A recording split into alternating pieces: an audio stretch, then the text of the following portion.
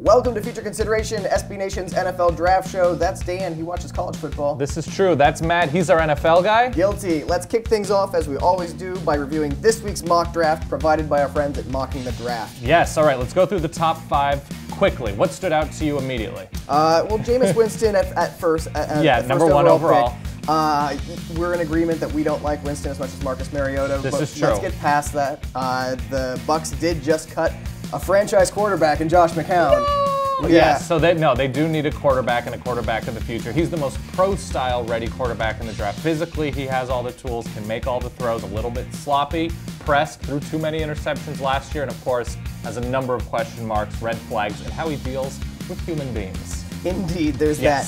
The most exciting part of this mock draft, as much as a mock draft can be exciting, is the Philadelphia Eagles trading up to number 2 to get Marcus Mariota. Just shelling it out. Now, I just love the idea of Marcus Mariota playing for Chip Kelly. Naturally. However, trading your entire draft, an entire draft class, plus next year's number 1 to get Marcus Mariota.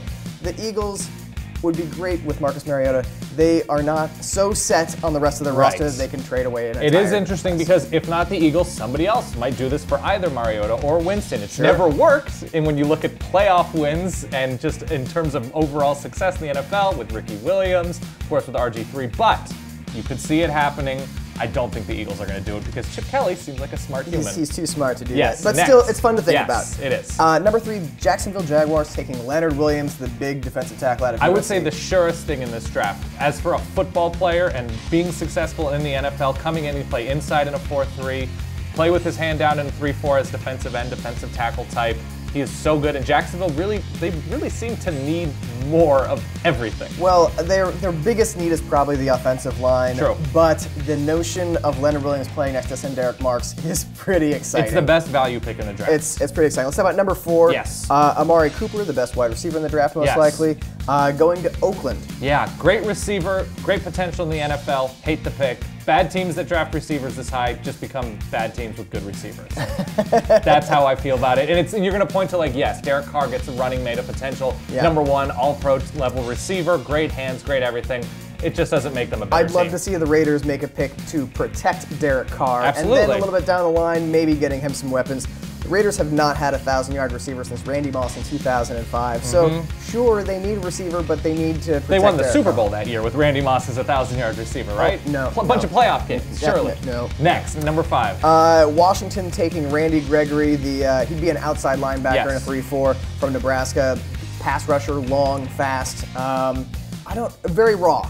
Very raw, and that's one of those things at defensive line, and especially at defensive end. Athleticism matters, and a lot of coaches feel like they can coach up the polish, coach up the move. You can't teach long arms. You can't teach running a 4.5 or 4.6 or whatever he might run. And when you talk about Washington's football team, I think great coaching. Yes, that's exactly what you should think. But if everything aligns, you can cover up a lot with a great defensive front, especially with Washington's own secondary issues. So you can mask a lot of things with hitting quarterbacks hard in the secondary. We talked about someone who has the natural athleticism and size to be a pass rusher. Let's bounce around. Let's do that. At number 13, the Saints taking Shane Ray, the defensive end outside linebacker from Missouri. Very similar in that projects as like a 3-4 outside linebacker, but has the polish, has the relentlessness. The size isn't as good as Gregory. He's only about 245, 250. He can grow into a hand down on the ground defensive lineman, but yes, he's going to be an outside linebacker, and he is as polished a pass rusher, more polished than anybody in this draft. Saints were 25th in the NFL in sacks last year. They definitely need pass rushers.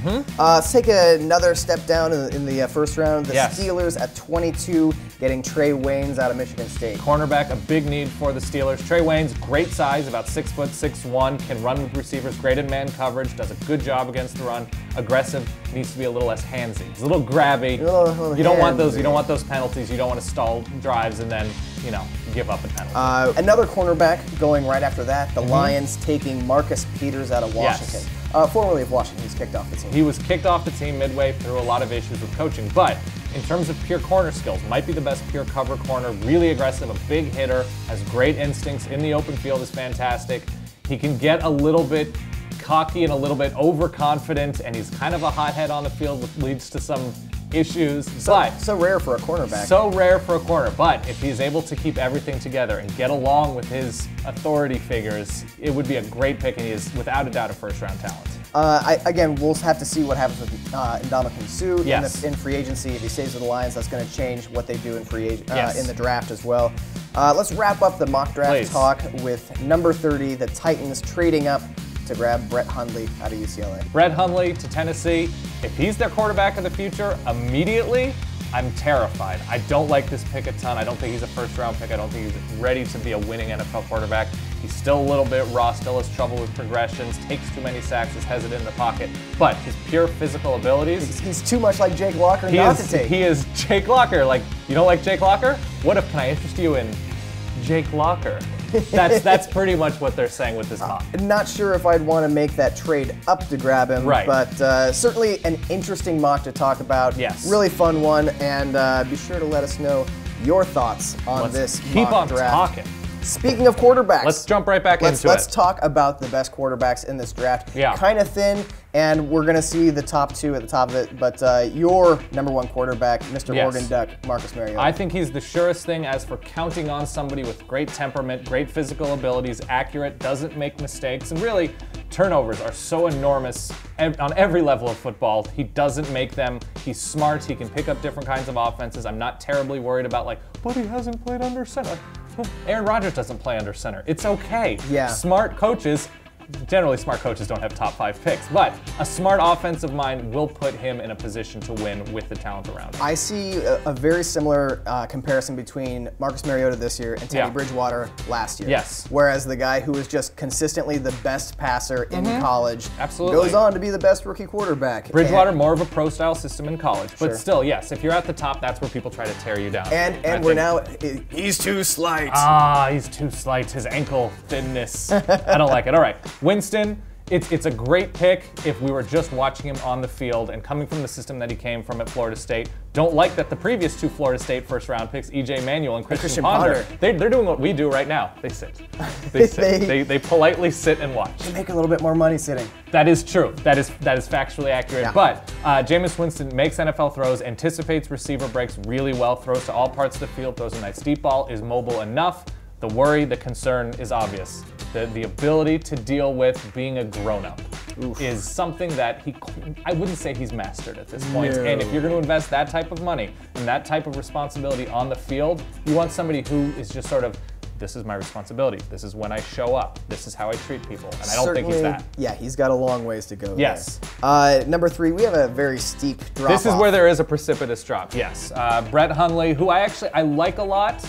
Long-term, given time to develop, finding himself in the right place, not necessarily saying, hey, here's the ball, go lead this group of men. He comes from a system that I'm not crazy about, asked to throw a lot of screens and bubbles and just all sorts of high percentage throws that didn't show off an ability to read defenses, and when he was asked to do that, it was mixed. It wasn't great. He's athletic, he's big, he can change the course of a game.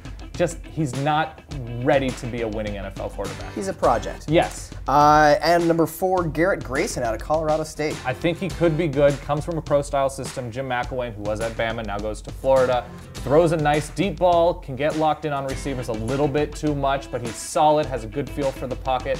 And I feel like he is somebody that can say, oh wow, he was a 3rd-round pick, he was a 4th-round pick. Somebody like that. Maybe he might fall, but I like his overall talent. All right, and number 5, Bryce Petty out of a great offense at Baylor. A great offense, an offense that they don't quite run in the NFL, and that he's asked to make a quick read, make quick decisions, threw a lot of screens this past year, which sort of inflates completion percentage and yards after the catch, sort of make his total yardage look great, but he's built fantastically well. He throws a very nice deep ball.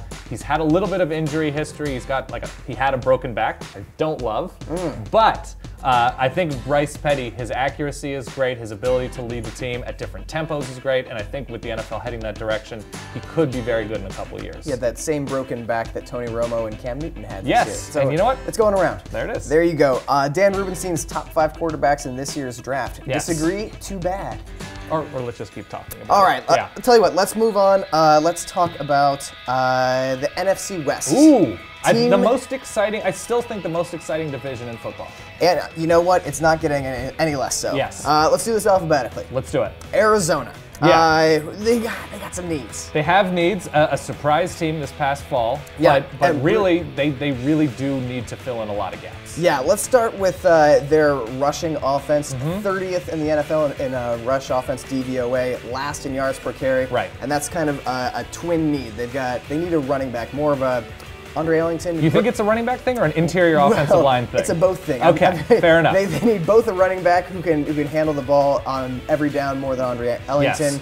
and they also need offensive guards and center. They're Yeah. in the middle of that line. They've got great tackle play, but Jonathan Cooper has suffered every single injury known to man, and they need some more talent and depth. I would like to see them, if they need to trade down, whatever it is, go after guards, go after defensive nose tackles, all that kind of stuff, defensive tackles.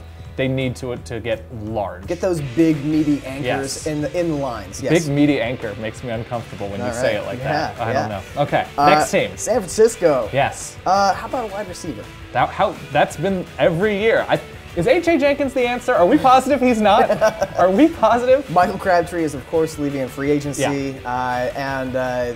Aside from their success with Anquan Bolden, who is just indestructible. Yes, he is. They haven't had a game-breaking guy you can count on. You know, Crabtree had his own injury issues through the years. They're going to a new offensive system with Harbaugh, obviously, and Greg Roman gone, moving away from so much power. So it is a new era, and they are losing Mike Upati, all-pro left guard. Speaking of needs, That's huge. Let's throw offensive guard in the mix there because Alex Boone is 1 year left on his deal. He's not The great. NFC West pretty much needs guards. That's where we are right now. Because people get eaten alive in the NFC This is West. true.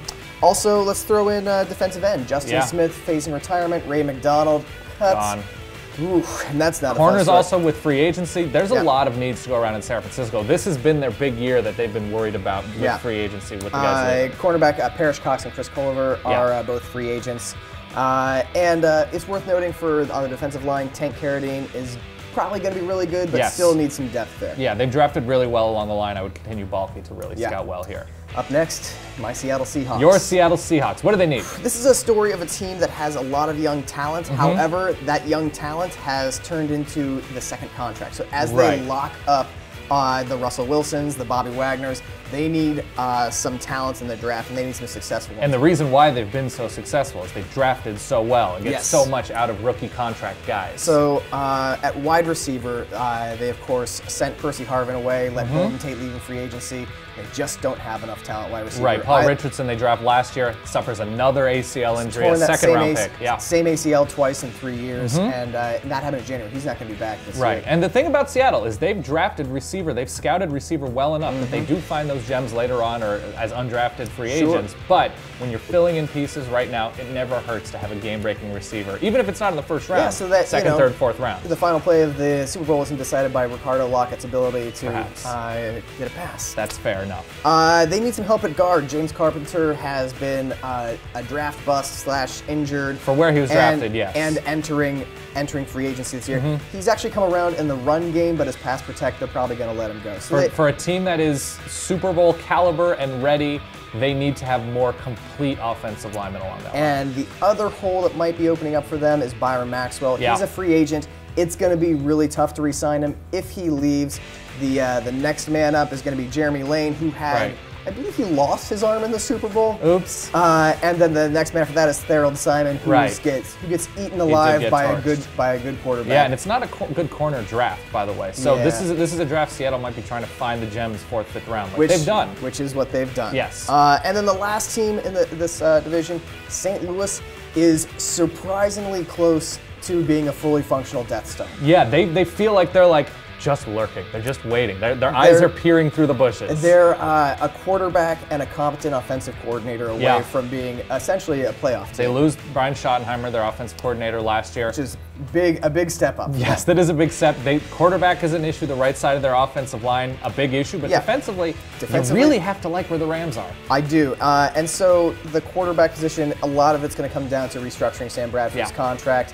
But he's so injury prone that you can't expect to get a full season out of him. They're going to have to invest in a quarterback this season. And the offensive line. Jake Long looks to be a likely roster cut. Yeah, he's pretty much gone. Greg Robinson and Roger Saffold will make up the left side of the line, but center through right tackle. they need talent and depth. Yeah, and I like Trey Mason a lot, who appears to be the answer at running back. Oh, and how? There is just that one big piece at quarterback that if the Rams are able to solve that, whether it's a healthy Sam Bradford, well, it's somebody they grab early on in this year's draft, that's all they need. By the time they get to Los Angeles, they could be the best team in the NFC West. Oh, yeah. You're going there. That was low. It is actually true. That's our review of NFC West team needs, and yes. that is our first show of future consideration for the year. It felt great. Oh, I'm getting into it for this year. We're also blue too. I like it. Yeah, thanks for watching. We'll see you next week.